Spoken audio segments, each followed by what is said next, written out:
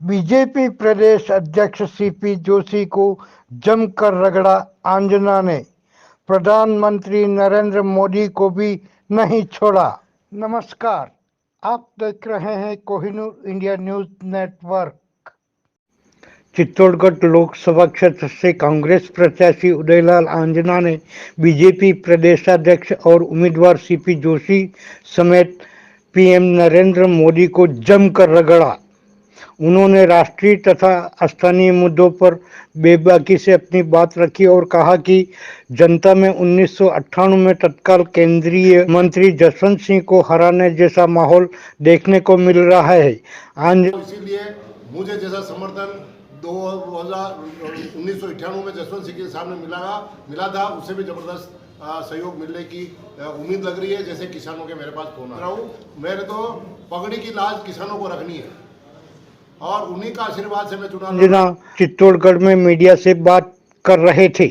BJP प्रदेश अध्यक्ष और CP Joshi को आड़े हाथों लेते हुए कहा कि पिछले 10 साल से इस क्षेत्र से सांसद है, लेकिन उनके खाते में एक भी उपलब्धि नहीं है।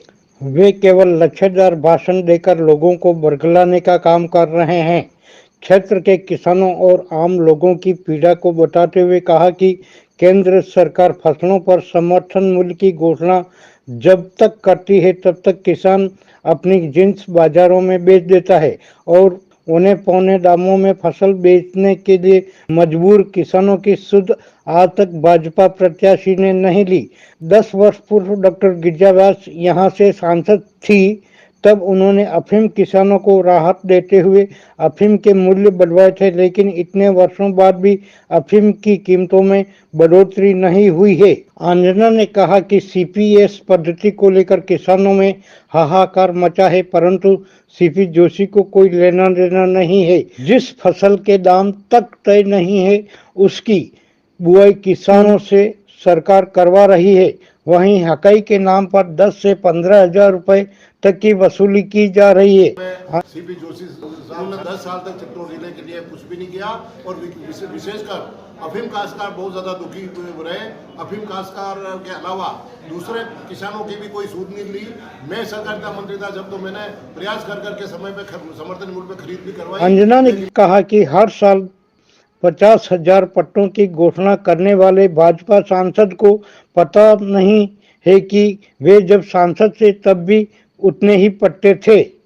इसी तरह एनडीपीएस की धारा 8/29 को पुलिस और नारकोटिक्स ब्यूरो के खुली लूट का हथियार बताते हुए आंजना ने कहा कि दोनों विभागों के अधिकारी 5-5 साल पुराने मामलों में भी वसूलियां कर रहे हैं। हालत यह है कि जिसकी जैसी औकात उसी के अनुरूप मोटी रकम वसूली की जा रही है, लेकिन सीपी जोशी के मुंह में दही भरा हुआ है। उन्होंने कहा कि इंडिया गठबंधन के सत्ता में आने पर इस धारा को खत्म कर किसानों को राहत दी जाएगी। नारकोटिक्स की धारा 8/29 इतनी खतरनाक है जो हनुमान जी की पूछ बनाकर किसानों का दोहन कर रहा है और इसी से किसान बेचारे इतने अफीम खेती से परेशान हो गए कि इससे तो हम अफीम की खेती करना ही छोड़ दें। मतलब 5-5 साल पहले कभी माल दिया नहीं दिया, 2 ही दिन माल दिया था, यूं करके उनसे वसूली हो रही है। एक से 5 लाख 6 लाख 7 लाख जैसा मकान देख लेते हैं, पक्का मकान है, अच्छा मकान है, तो उस हिसाब से पुलिस की रेड हो जाती है, नारकोटिक्स वालों की रेड हो जाती है। इसलिए इस धारा 29 के मुद्दे पर भी मैं चुनाव लड़ रहा हूँ कि अफीम की खेती अगर चित्तौड़ जिले में होगी तो धारा 29 को हटाना होगा, जब यहाँ के किसान आराम में रहे। प्रधानमंत्री नरेंद्र मोदी की गारंटियों को लेकर आंजना ने मोदी को जमकर रगड़ा। कहा कि 10 साल पहले 2014 में सत्ता में आने से पहले जो मोदी ने गारंटियां दी वह पूरी नहीं कर पाए और अब जब चुनाव आए तो एक बार फिर जुमलेबाजी पर आ गए हैं। और बाकी जो मोदी जी गारंटी दे रहे हैं तो मैं मोदी जी की गारंटी की तारीफ करता हूं, लेकिन पहले उन गारंटी की मांग करता हूं जो गारंटी उन्होंने 2014 में भारतवर्ष की जनता से दी थी। उस गारंटी को अभी तक पूरा क्यों नहीं किया? उस गारंटी को पूरा कर दे तो पूरा हिंदुस्तान मान लेगा कि हाँ मोदी जी अपनी गारंटी सही तरीके से देते हैं। बाकी तो चुनाव के मुद्दे उनके पास है, इसके अलावा और कुछ नहीं। आंजना ने दोहराया कि राहुल गांधी ने साल 2018 के विधानसभा चुनावों के दौरान किसानों के कर्ज माफ करने का वादा किया था, जो हमने राजस्थान में सत्ता संभालते ही सहकारिता विभाग के तमाम तरह के लोन माफ और किए। राहुल गांधी जी जो घोषणा करते हैं वो पूरी कराते हैं, क्योंकि 2018 में भी राजस्थान के किसानों से वादा किया था कि मैं आपका ऋण माफ कराऊंगा।